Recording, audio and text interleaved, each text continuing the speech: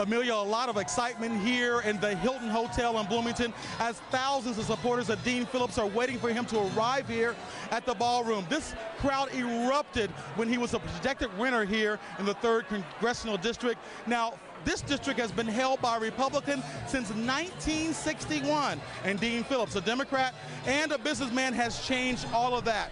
This was a very nasty race with a lot of negative ads coming from Paulson, basically attacking Phillips.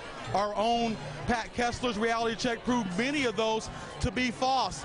Most of the time, Phillips was talking about Paulson's inability to connect to his voters, saying that for 7 years he never had an in-person town hall meeting, making him out of touch with the people here in the West Metro and the suburbs. Now, Phillips' whole talk, his whole campaign dealt with everybody is included, everybody's welcome, and right now, from ages 18 to 85 are in this room, and they're waiting for the new congressman, new representative for the 3rd District to show up here in Bloomington, and we'll have more when he hits the stage to talk about his journey here to be the first Democrat elected to this post since 1961, Amelia. All right, Reg. We'll see you in a little bit. Thank you. Let's take a look at District 1 now. That's where Democrat Dan Feehan and Republican Jim Hagedorn are going at it. Here are the numbers with 15% reporting. Mary McGuire is live in Mankato right now covering the race. Hi, Mary. Hi, Frank. Well, traditionally, this district has been very slow to report election results, and tonight is no exception. The results have literally been trickling in, only about 13 or 14% reporting right now. And at this point, Jim Hagedorn is at 52% of the votes. Now, if Hagedorn was able to flip this congressional seat from blue to red, it would be a big win for President Trump. He won this district by double digits in 2016 and paid special attention to it this year, even hosting a rally in Rochester last month. Democratic challenger Dan Feehan just addressed supporters a couple of minutes ago over at his watch party, which is just across town. He will be watching the results privately with his family, but wanted to address the crowd here in Mankato. Now, this is a race that is, of course, on the national radar. Both the national Democrats and Republicans have called this a key race because it could help shift the balance of Congress. Again, I'm hearing that it could be a very late night here in Mankato. I'm hearing around 2 a.m. That might be when this election is called, Frank. All right. Well, we'll get back to you, Mary. Thank you very much. We're going to take now a look at the numbers at the 8th Congressional District, where Representative Pete Stauber is competing against Democrat Joe Radinovich.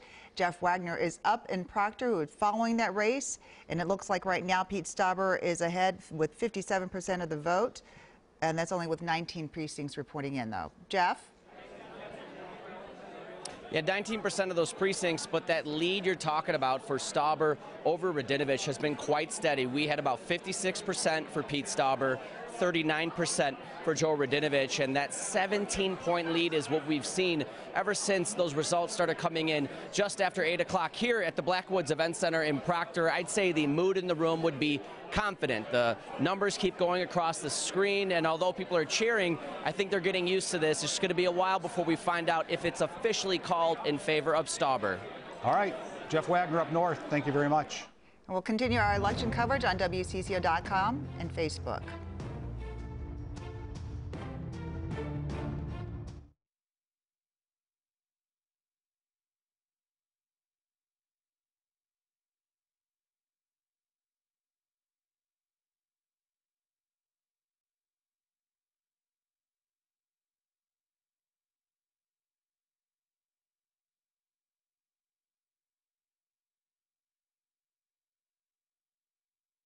Thanks for joining us on the digital platform, everyone. We want to go ahead and get through a couple races. Yeah, we're going to look at the Minnesota governor's race. Representative Jeff Johnson with 37% of the votes, 31% of the precincts reporting in, and Tim Walz, a Democrat, with 59%. This is that a trend, Pat? Yes. Well, we don't know where these votes exactly are coming from. It looks like most of them, as I'm looking at the results coming in at the Secretary of State's office, a lot of those are from the Twin Cities area. Jeff Johnson, very, very strong in greater Minnesota. He has campaigned for the last several months trying to boost up get the vote out in some of the smaller communities around the Twin Cities. So this could be a trend, but we're still way, way, way too early with only about 30% of the vote counted. Let's talk again about probably the big upset right here in the 3rd District. Dean Phillips, Democrat Dean Phillips, unseating Republican Eric Paulson. Yeah, this does surprise me. Not that Phillips won, because he was tended to be leading in the polls up until now. What surprises me is the margin of victory here, that Dean Phillips racked up a lot bigger victory margin than people expected. What that says to me is that he had a huge get out the vote effort and got people out to vote Democrats, and that could have a ripple effect on the rest of the Republican candidates up and down the line for the Minnesota legislature. So we're going to watch that tonight to see if all the Democrats who came out to vote, as opposed to the Democrats in that 3rd district, whether that is going to have any effect at all on the Minnesota legislative races. Interesting. It's all an interesting night. We have reporters at everyone's headquarters, all the other people that are having independent parties, and much more, and we will make sure that we get that all put together for you and have it on the television side right at 10 p.m. See you then.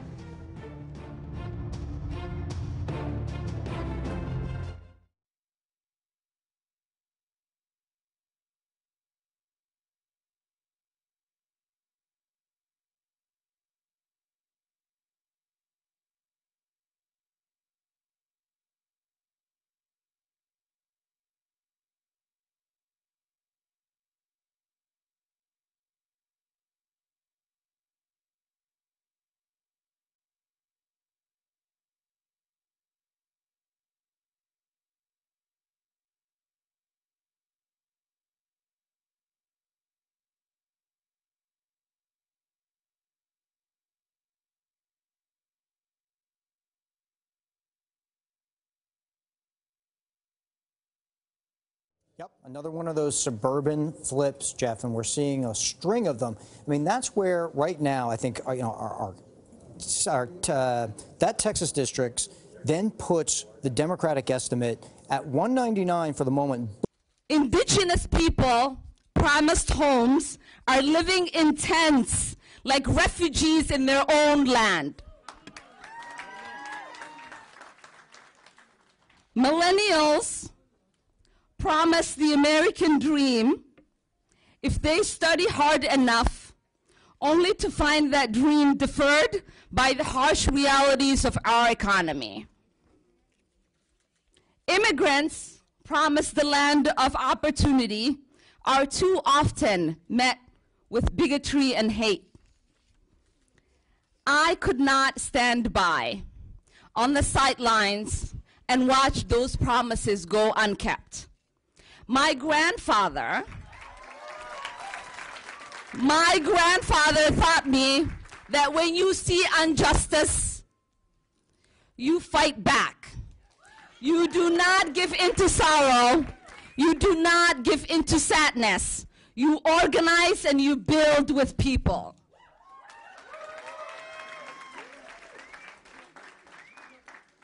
I would not be here tonight without my people.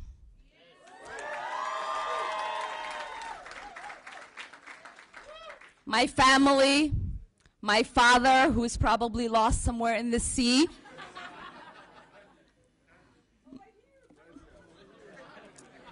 my children, Isra, Adnan, and Ilwad,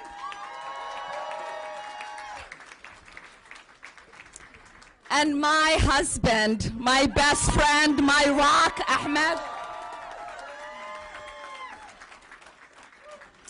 and my other family, my campaign team, our staff, the interns, the volunteers who have given endlessly of themselves and their time these past few months.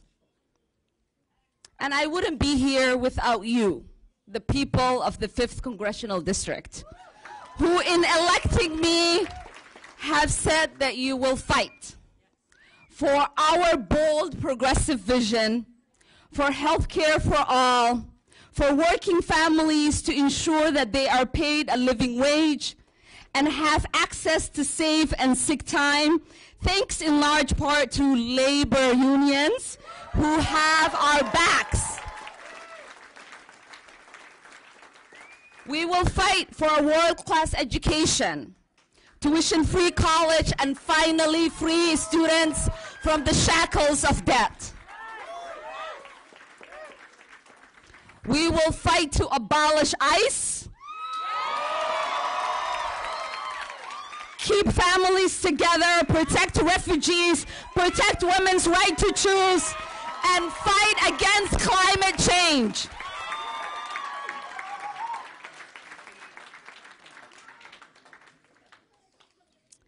You, as Minnesotans, are the North Star that guides our nation.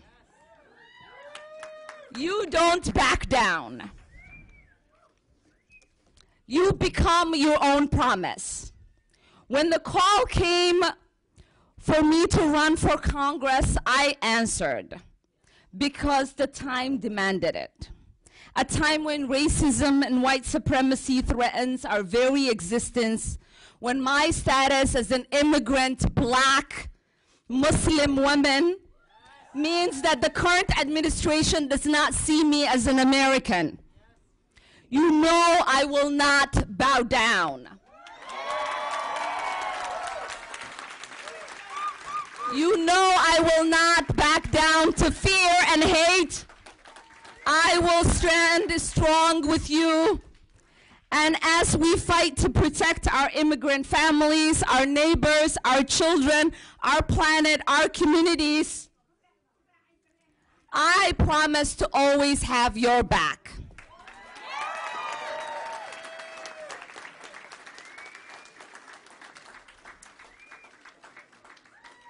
So our state is very cold, but the people have warm hearts.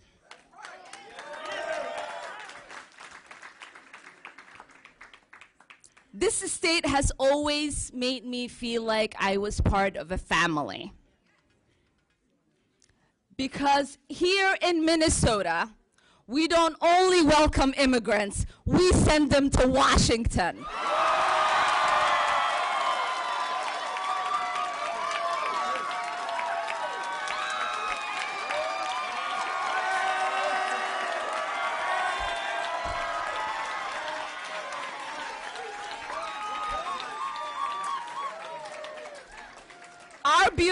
Our beautiful journey does not end tonight.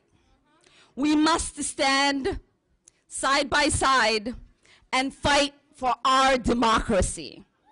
We must fight for our rights and the freedoms we value. It is up to us to fulfill the promise of America. We must do the work to create the America we believe in, the America we deserve. We are who we've been waiting for. Thank you so much for being here. And now let's get to the business of dancing and celebrating.